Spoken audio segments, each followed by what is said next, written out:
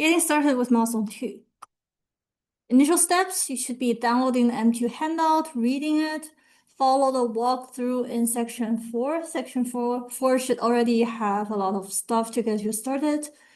Read the EasyGL quick start guide. In your M2 repo, you should already be seeing a lot of EasyGL header files. Read those, at least the ones that we mentioned in this tutorial, and make sure you know how to use them. Modify main.cpp to call our drawMap function and begin implementing the drawMap function. We'll be starting from step 4, modify main.cpp. Go to your main.cpp. Don't forget to include m2.h. Read through m2.h. It should only contain our drawMap and probably some helpful function headers that you need, but the most important one is the drawMap. And I think it will only contain the drawMap, if I'm correct. You only need to add one line in main.cpp, and that is drawMap. You should be loading your map using load map, and after load map, draw map, then close map.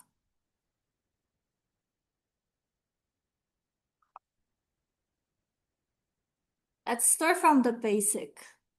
Creating an empty window that looks like this. So the empty window, it doesn't have any canvas, it doesn't have any drawings. It will have this basic default title, EasyGL example application. And if you look into your rubric, we're expecting you to change that into something creative. Then here are the close window buttons, expand, minimize, and we have our pan buttons, zoom in, zoom out, zoom fit, proceed. This is our default window layout.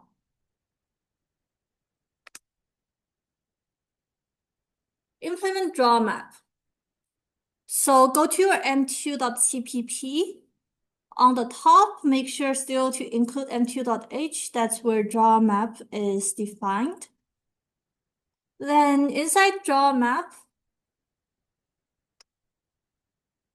you will be needing some EasyGL libraries. So let's also include the EasyGL libraries. And what we'll be including is EasyGL application.hpp, EasyGL graphics.hpp. So there might be more that you'll need.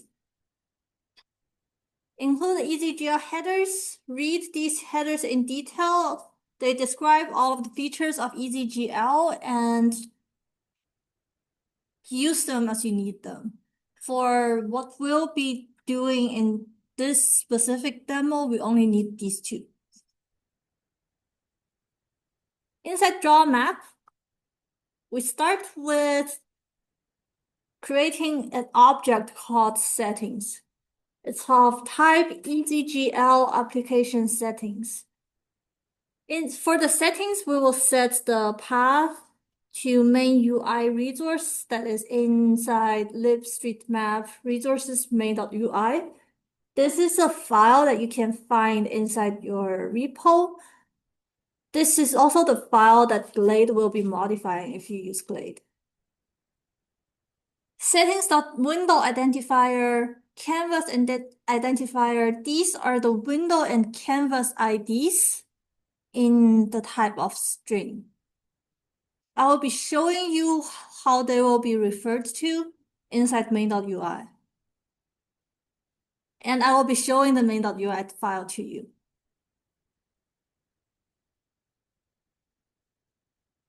And then we create the application object itself, EasyGL application, using the settings object. This is setting up initial EasyGL application. And then we use this line application.run to run it. Initially, we have 4 null pointers as placeholders.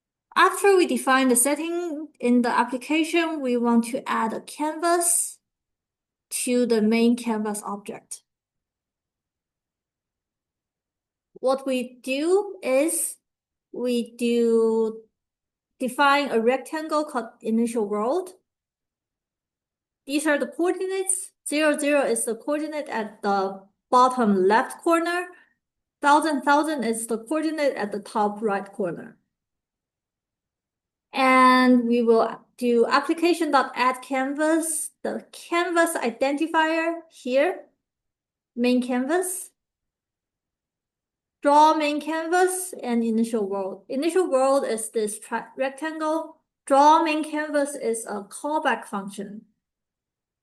So this is the name of the function to be called whenever your canvas is getting refreshed. And that's usually where you draw everything. So we define canvas. It requires the named location in main.ui, and that is the canvas identifier main canvas. It needs the coordinate system initial world that goes from 0, 0 to 1000, 1000. We draw the drawing callback function called draw main canvas. And this is wherever inside application.run, you have to refresh the canvas. This will be called. And then we just implement the draw main canvas function. We just want to start with something really simple. We draw a rectangle that spans the entire initial world.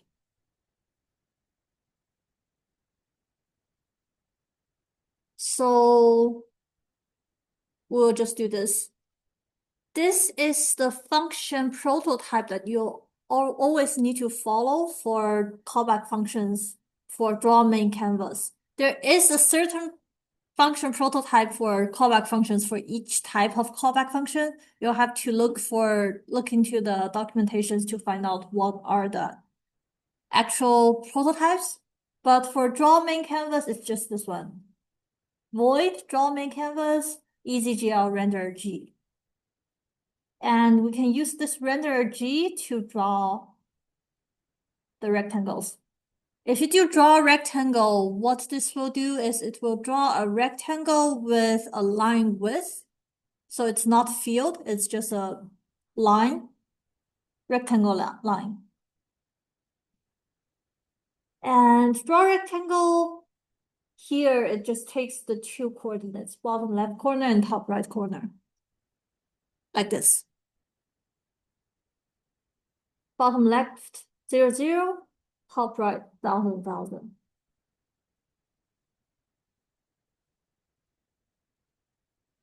And let's see this in action.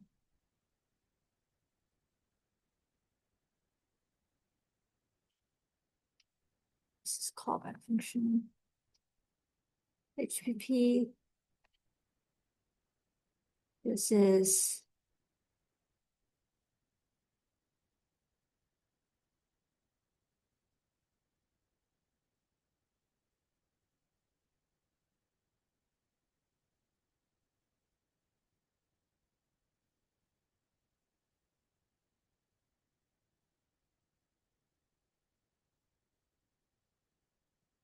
so these are the same lines as before. We have the initial world 0, 0 to 1000, 1000. We do add canvas, main canvas, draw main canvas black, initial world. And let's go to the callback function draw main canvas blank. That's here. Render G. We do set color to black. We do set line width to 10, and we draw the rectangle.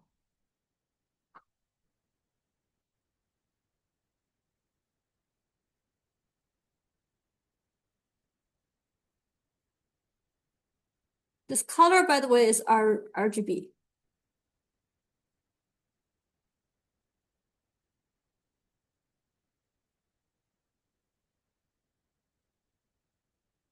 We can then resize this window. We can then drag. We can then zoom in, zoom out. We can pan with these buttons where we can just drag or scroll up, scroll down. And we can zoom fit. The last button is proceed. Proceed will just continue. And in this case, proceed will just exit this window. And let's see how frequent is this draw main canvas callback function called. What I'll do is I will add an std cout in draw main canvas blank.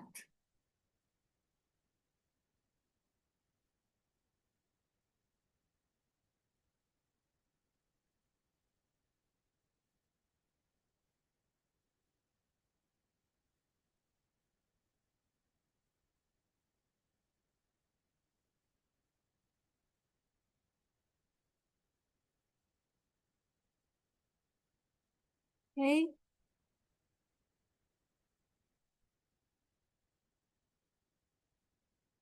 I just moved the window a bit and we already called it 2 times. 3rd time. And if I start, let's move this one to here. If I start dragging it, you see what happens? Whenever it shifts by 1 pixel, it will recall this draw main canvas blank 1 time. So we currently have these many times of draw main canvas blank. And that's probably a hint for you that this draw main canvas callback function needs to be really fast.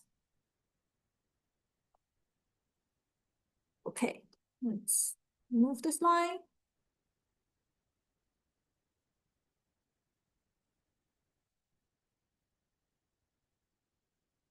Get back to our next thing. Now we have a canvas, now we have a window, and we want to start drawing something meaningful, and we'll just draw the intersections in the Toronto map.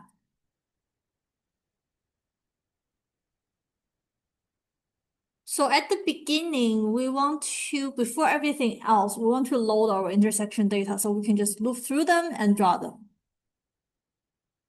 So we will be creating a struct called intersection data with their positions in lat long and their names. And then we'll need to, inside draw map, we'll need to loop through all of the intersections and we will need to initialize this vector of the struct intersection data like what we did in milestone 1.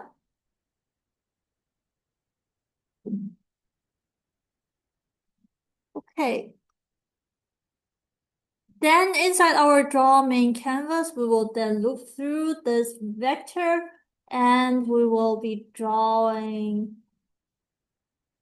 a small rectangle of width and height 10 at the longitude and latitude. And note what we're drawing this. We're using fill rectangle.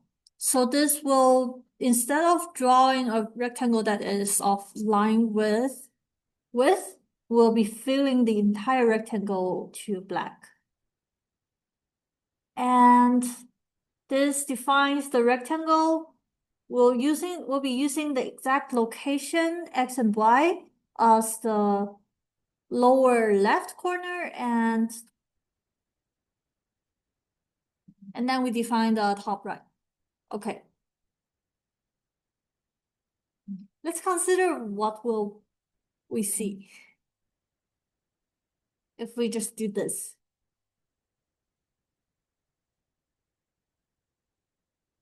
We'll see something like this. So this is the rectangle that we saw from the last demo. And this dot is our Toronto map. Can you tell me what is approximately the range for longitude and latitude for Toronto?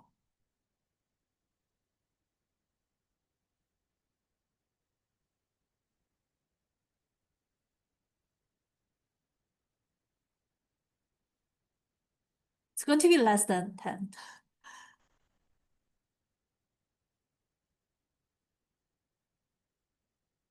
So if we define a 0 to 1,000, we'll not see a proper map.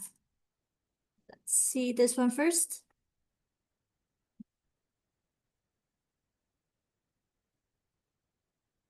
VS Code is always slow when I want to do a demo.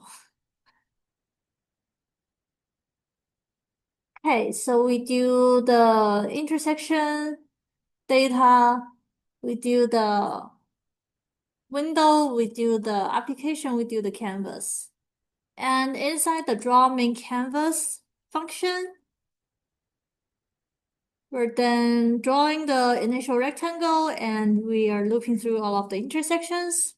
And we are printing the intersections. We're filling rectangles with the lat long, width of 10, height of 10.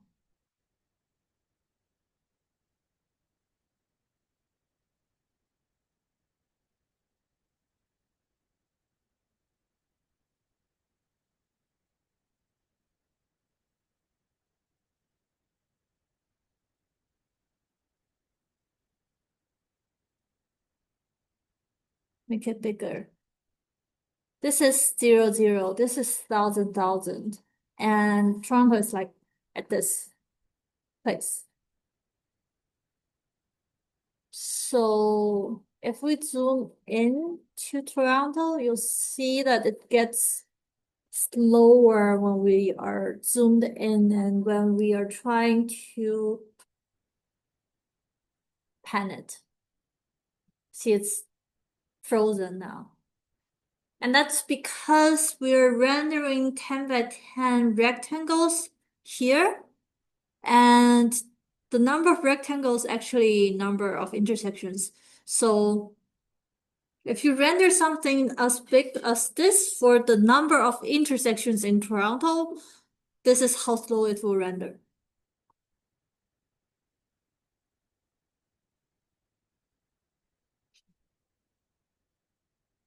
So we don't want to do this. We want to then think about what could be the values of longitude and latitude. And we will obviously not be initializing our coordinate system to 0, 0, 1,000, 1,000. We want to initialize our coordinate system that's to the maximum and minimum values of longitude and latitude of our city, right? So we have to re-initialize that for all of the cities that we're doing. So we want to find the bounds of our map.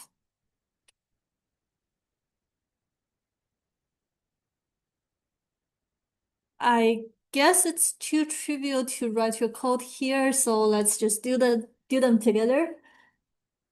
How should we initialize max and min lat and long values at the beginning?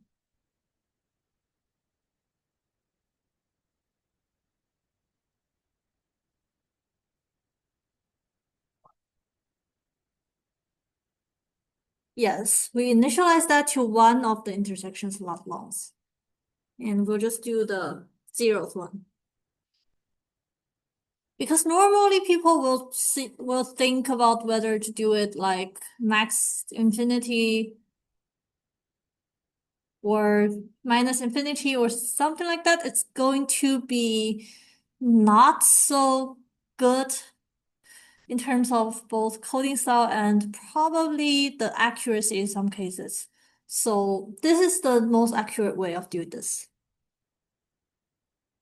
And then in the loop, we can even actually start with ID equals to 1 because 0 is there. And we're just getting the positions names and the max and min. If we need to get the position name for the 0th ones, we still need to start with the 0th one.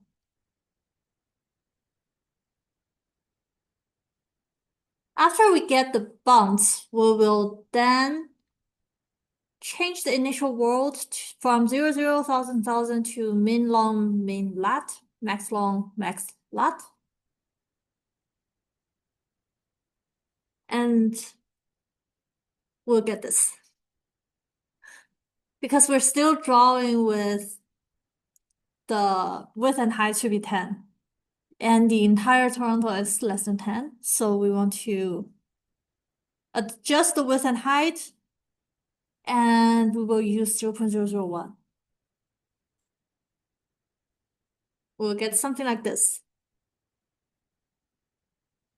Let's think about, is this correct? I will be pulling out a Google map. Maps.google.com. And let's compare Toronto.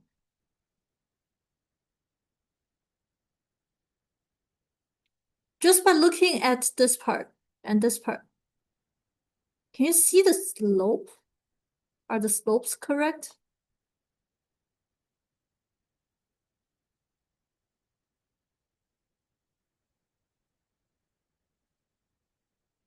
Let's go to the demo first.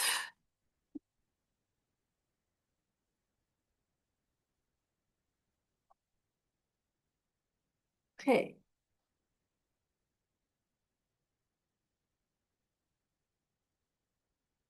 I control.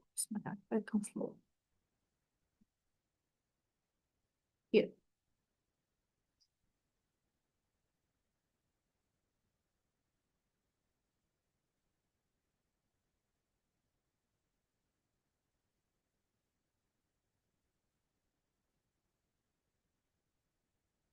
We'll start compile. We're looking at the code. We do the max and min bumps here. And then, yeah, using SCD max and mins are actually pretty clean way of doing this here. And then we set the initial world to the max and mins. And then we go to the callback function. And then we draw all of the intersections with width and height 0.001. Let's run it. We'll get this.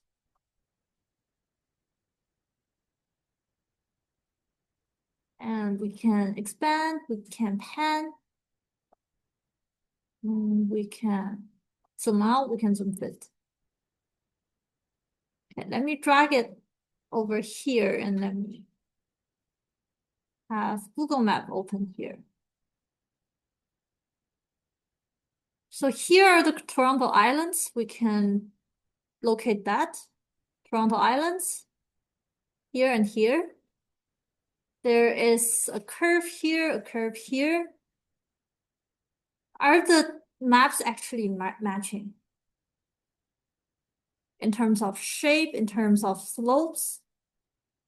If you look at the lake, the slope of the lake, are these slopes matching with each other? Not exactly. We need them to match exactly with each other. For all of the maps that you are going to draw, make sure you're comparing them with Google Map and make sure they're exactly matching with each other. For this one, it's actually a bit compressed vertically, right? And that's because we're on the northern hemisphere and pretty up north. And if we're just drawing with lat longs, it's going to be compressed because lat longs are angles. They're not on a surface. So we want to convert the lat longs then to the actual x and y coordinates. We should be projecting lat longs to Cartesian x and y's. We will be trusting you guys to write your own functions to convert x from long, y from lat, and inverse long from x, lat from y. You should be already doing something like this in M1. We want you to have these 4 functions, And we will be then drawing x from long, y from lat. And now the coordinate system is now in meters, so we can safely set the width and height to 100 meters for each intersection.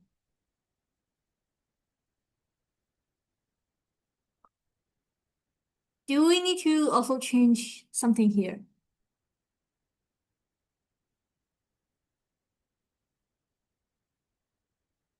The bounds for initial world?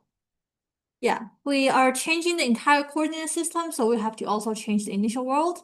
So we need to do x from long, mean long, x from long, max long, and things like that. And now we're with the right projection. Let's look at Google Map again. See, the slopes are now matching now.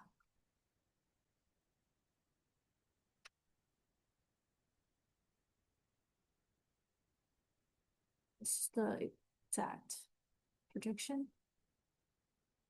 Yeah. They're now matching exactly.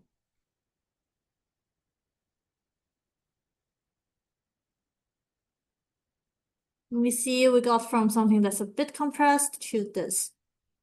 And just as a quick thing to check when we are adding our own maps, we are intentionally cutting all of the maps so they fit exactly in our window. So if you see something like this, like white spaces like this, just be cautioned. That could be some projection issue. Corrected projection. Let's go back to VNC. And let's go to demo 5.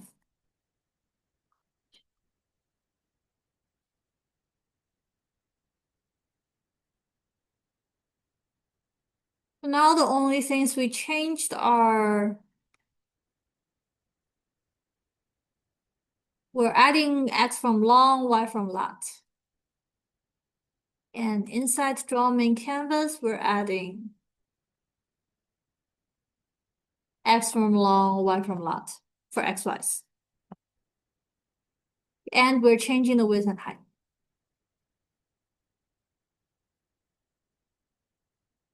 And we get this.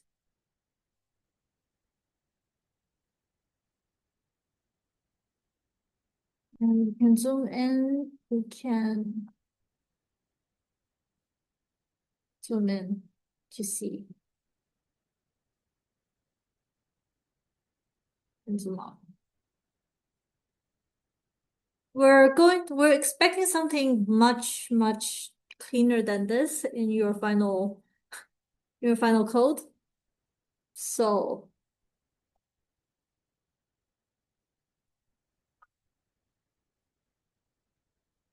let's think about this.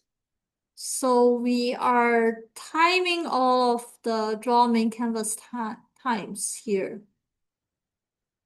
Let's quickly remember these times. So this one is the initial draw, 0.0019. The second one takes less time because it's mostly rendered and we're just zooming in. About the third and fourth zoom levels, it will have a jump in the time for drawing the canvas because we're in a certain zoom level that needs more rendering. And then it decreases as we zoom in even more because we have enough off-screen renderings than on-screen renderings because off-screen renderings are faster because we render them, but we don't really need to see them.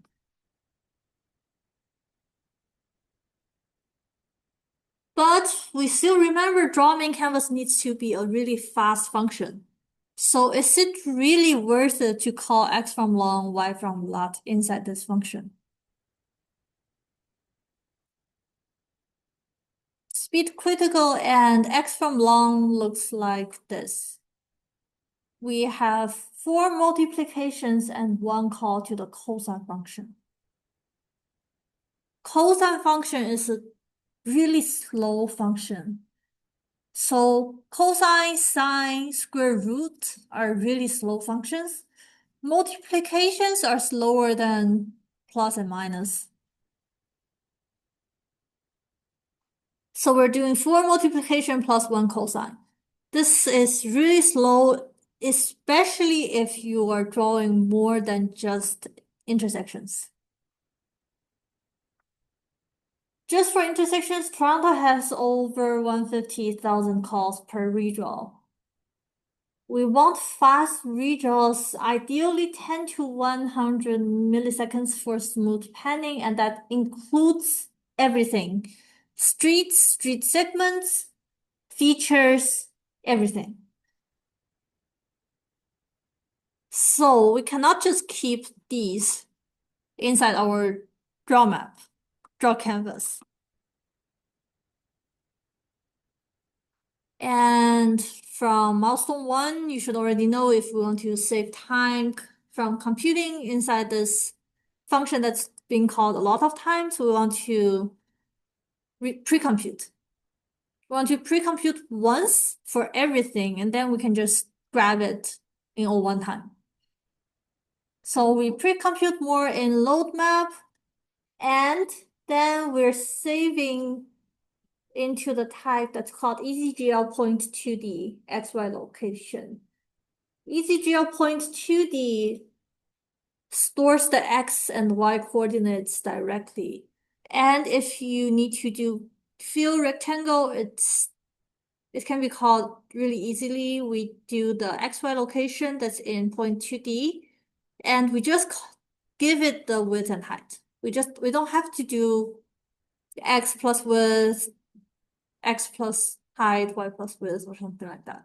We just give it the width and height, and it will draw it for us with XY location at the bottom left.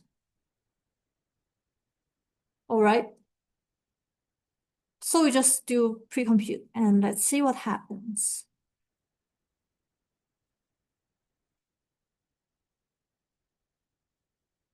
We need to open in another repo because we're changing the data types. 6B.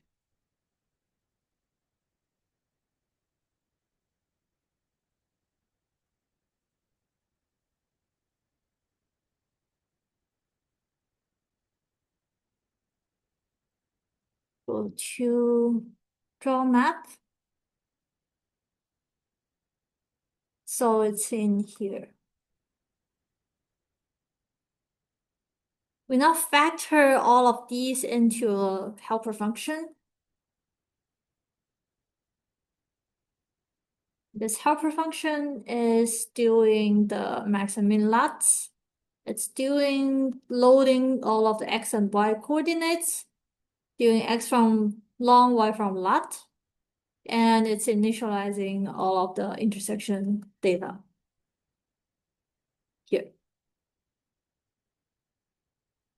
Intersections. Here. All right. And then let's go back to it. We have the initial world, we have the draw main canvas callback function, and we're just reading from intersection data.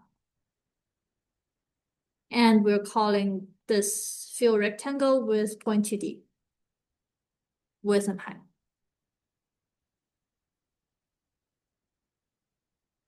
I think I didn't compile. Let's compile.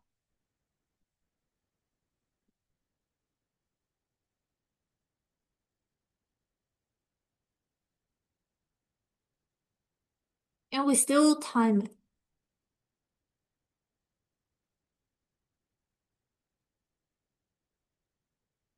We probably won't get a really accurate time because we're still just drawing intersections.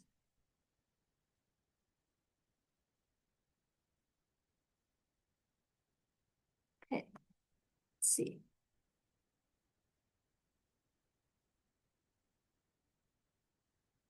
See, we're getting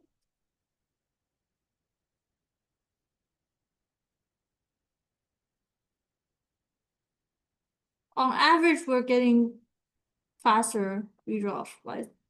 0.002.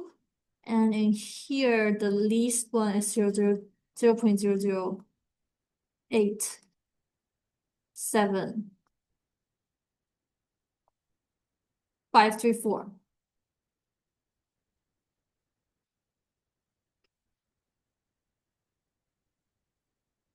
These are the offline speedups that we measured before. The whole map displayed 0.009 to 0.006. When zoomed in, we are going from 0.006 to 0.003.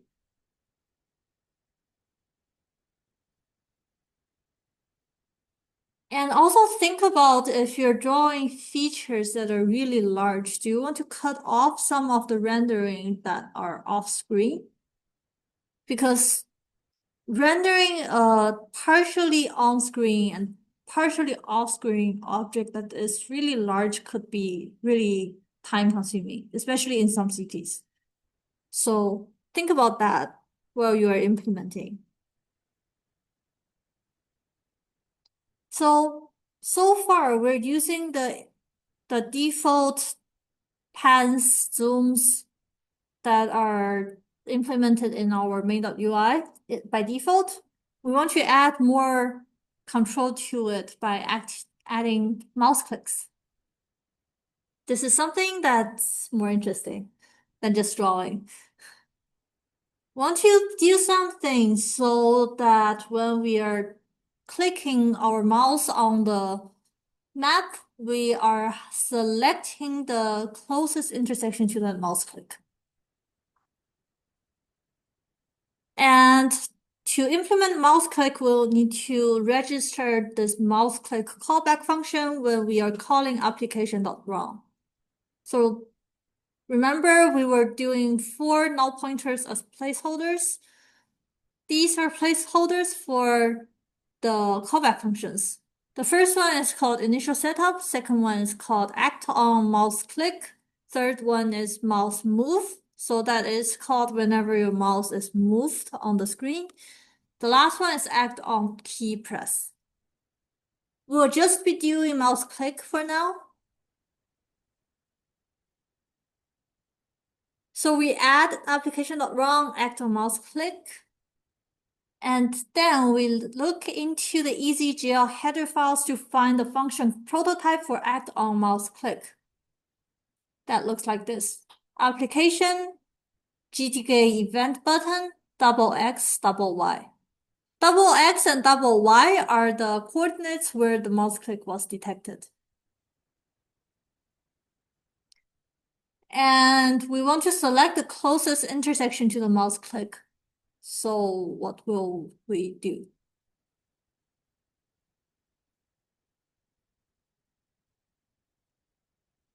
So we detect the mouse click at the coordinate X and Y.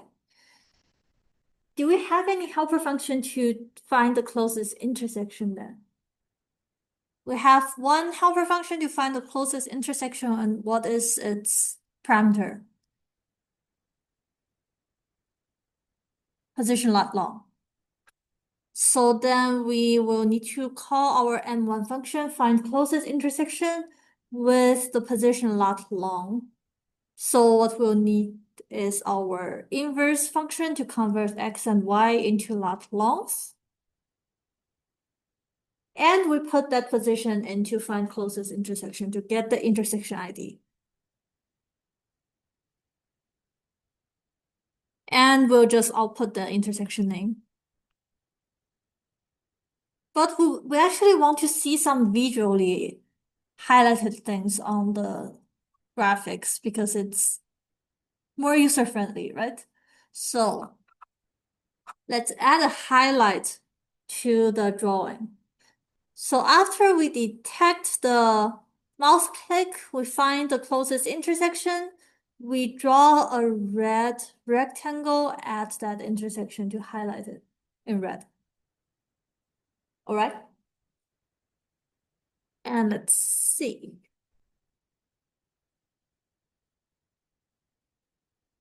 It's this one.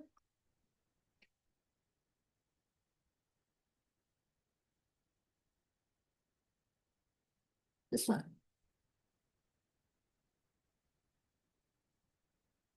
So let's see. We are registering canvas and we're registering this click, mouse click, act on mouse click, callback function.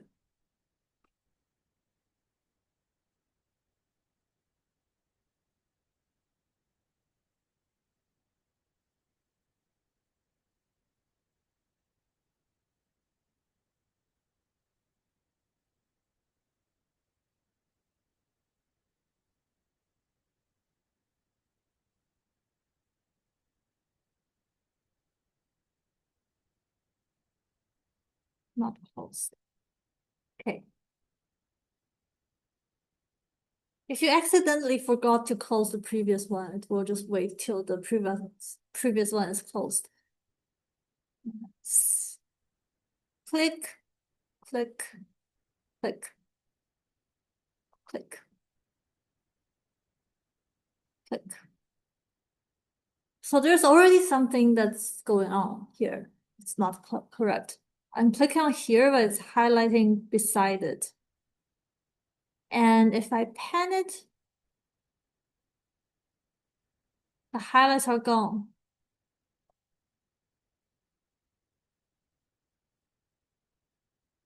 What could be the problem then? Zoom out, zoom in.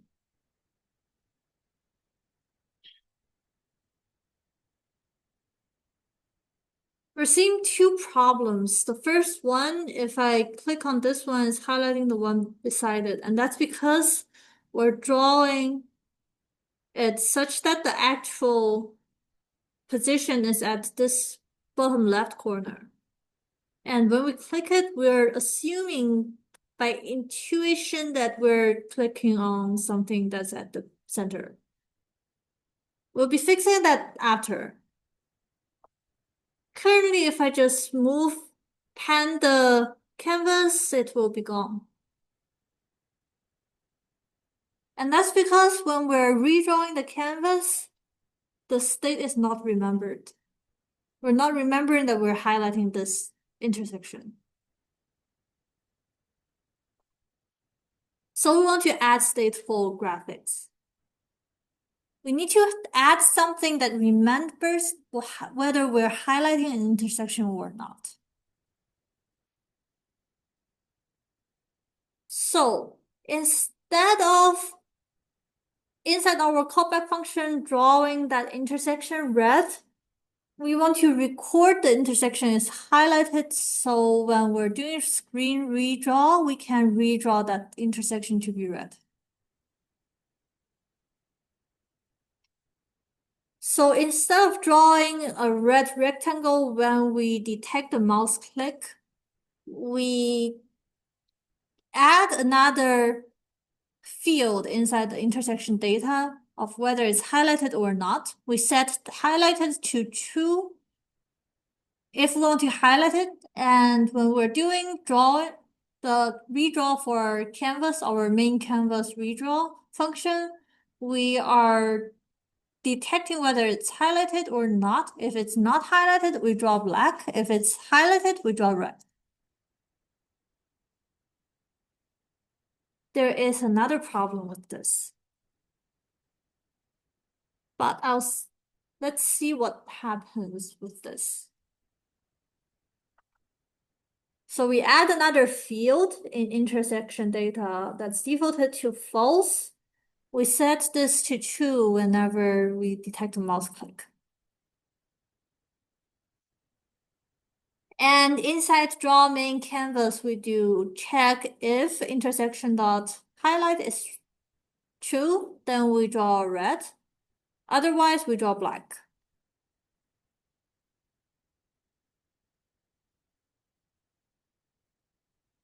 I'll do the exact same code modification in here, demo 8.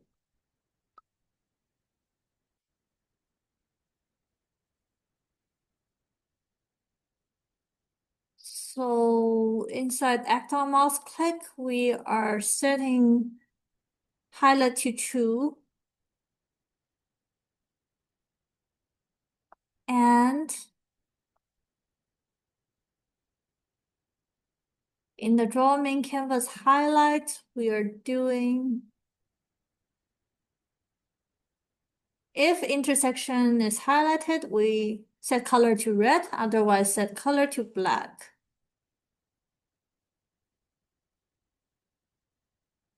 Zoom in a bit so we can see that the intersection is clicked. I clicked.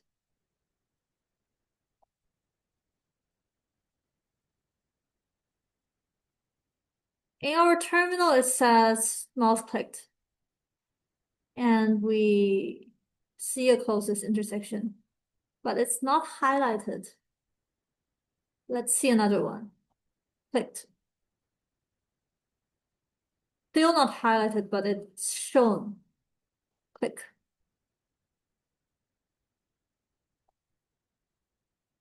Now if I pan it, the highlights start showing up. What could be the problem then?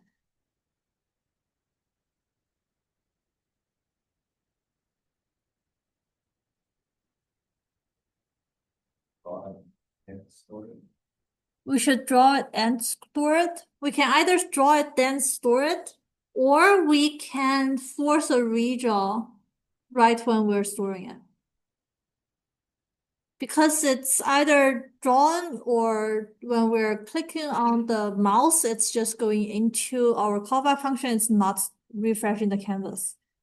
So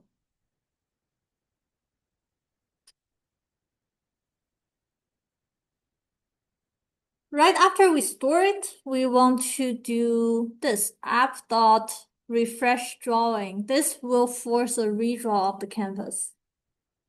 And we will also use app.update message intersection with intersection name. So update message with a string will just display this message at the bottom of the graphics. That's part of graphic display.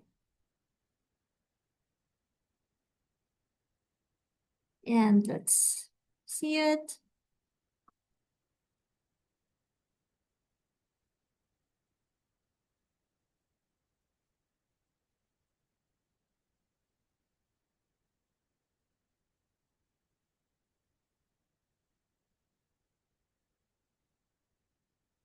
Mouse click immediate.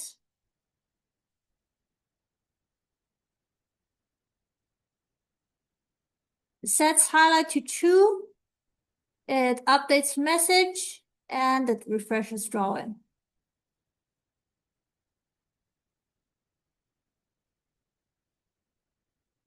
So again, zoom in a bit.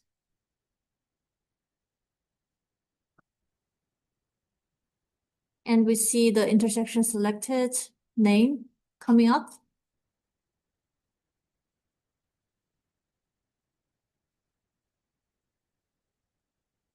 Now, if I pan it, everything stays.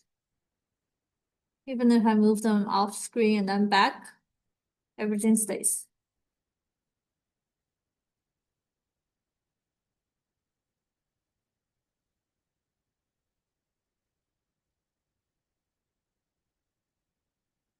All right.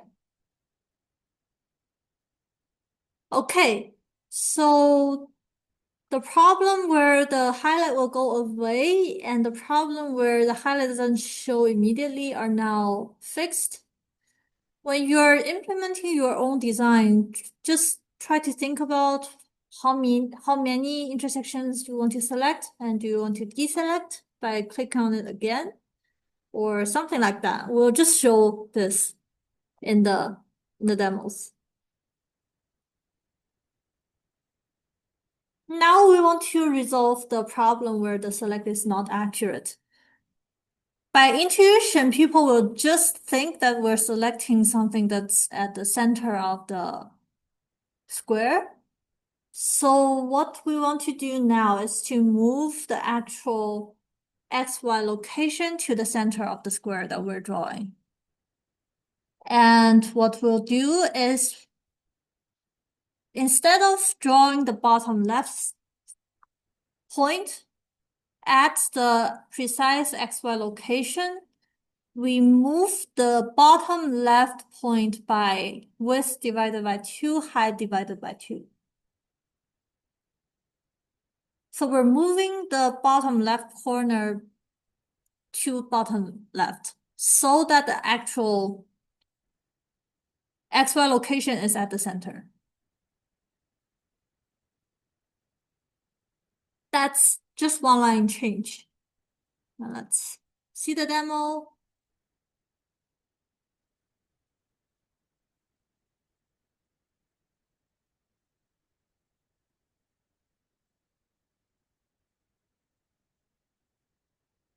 It's inside here, from canvas, and the only line changed was this one.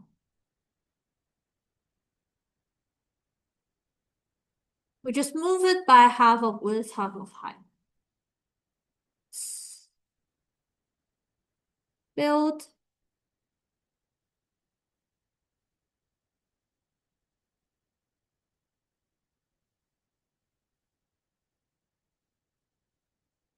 And long. Still go to something like this.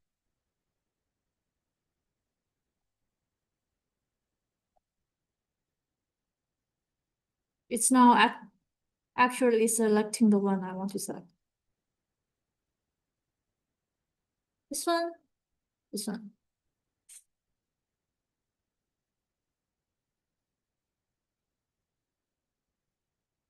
That's all on mouse click. Any questions so far?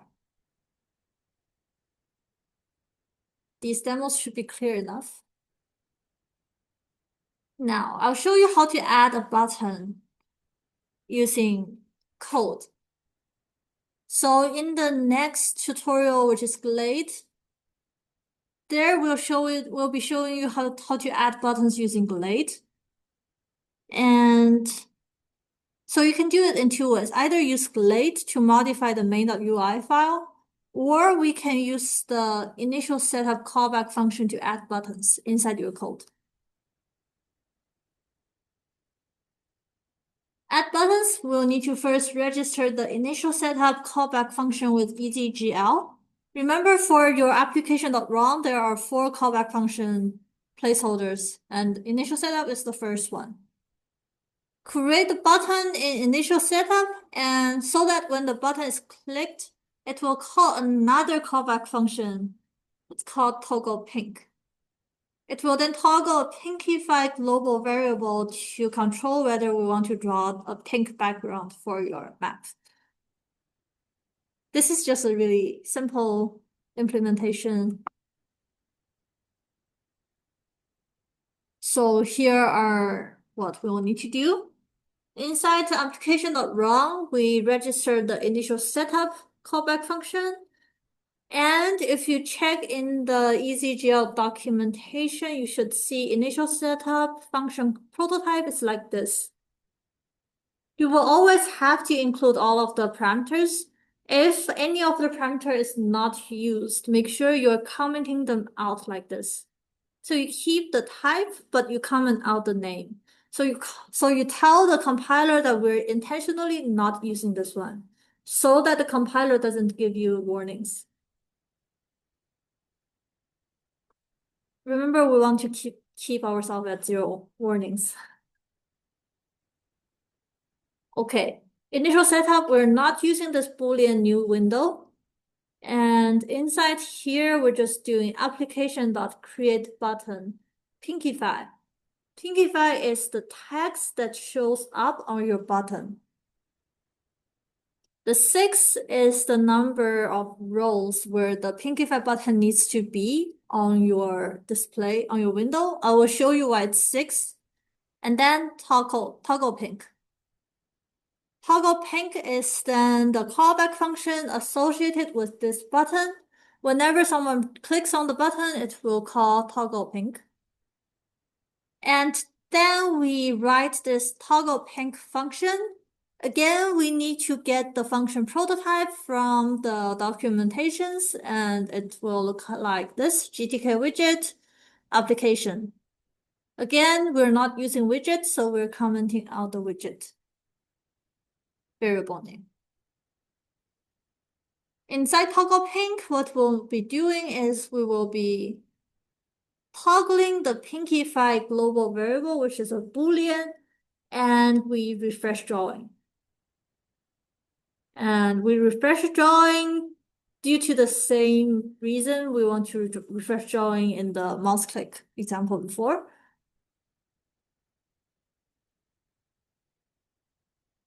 Then in the end, in the draw main canvas pinkify, before drawing anything, we draw a pink rectangle that covers entire drawing area.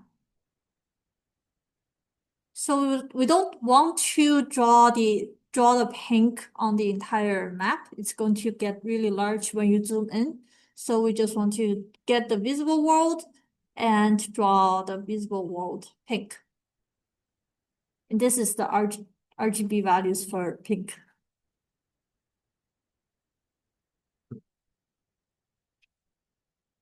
And let's go to the demo. The last demo. Pinkify.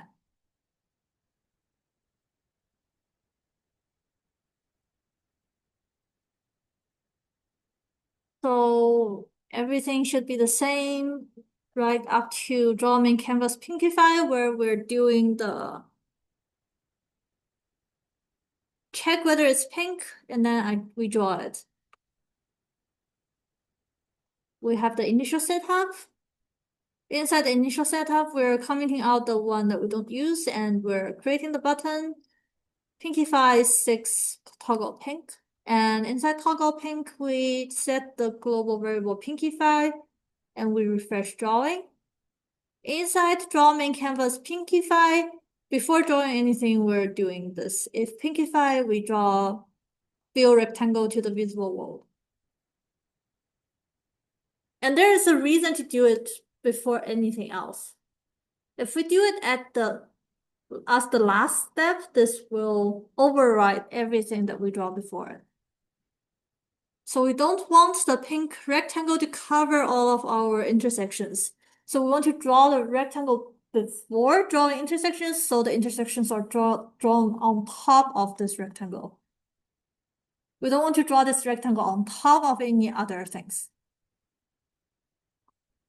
So we draw it as the first one. This is also something to consider when you're drawing features, because you don't want some feature to be on top of another one. If a feature is smaller, then you probably want it to be on top of another feature. The feature data you'll get are probably overlapping, so you'll have to figure out which ones should be on top of another one. Okay.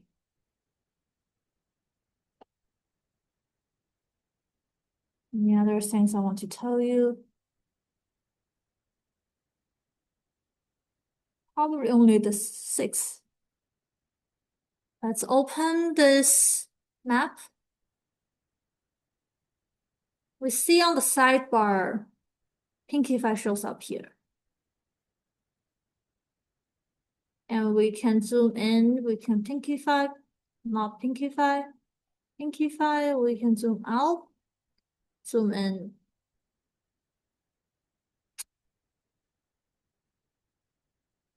The 6 here is where pinkify button should show up on the sidebar.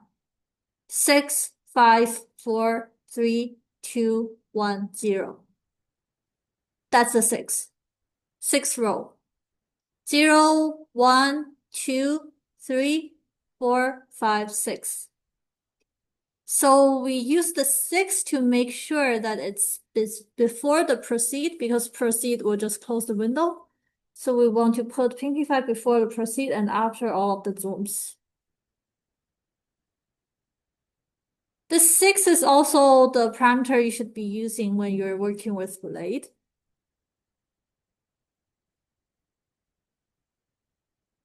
So we begin with the 0th row, 0, 1, 2, 3, 4, 5, 6. That's where we want to put pinkify.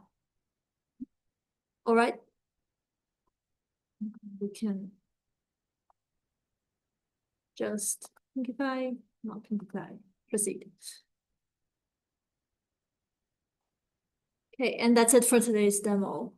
Any question for me? Okay, so for the next demo, the next tutorial, which is the Glade tutorial, just repeating in case.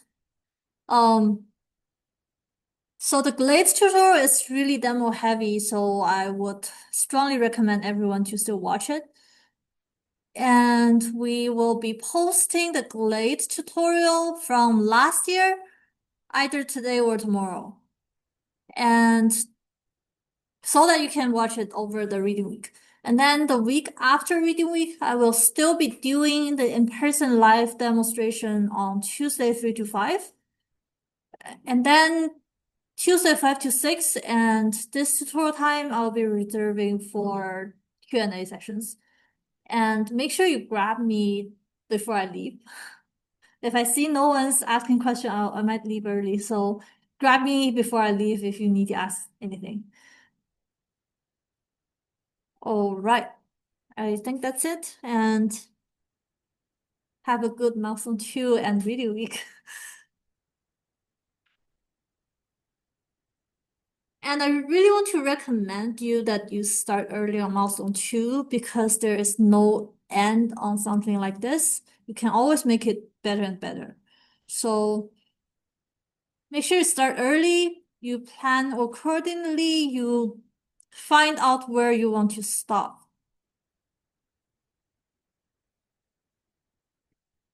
Because it can be non-stopping if you want to make it the best ever map in history. So yeah, I think that's it from me.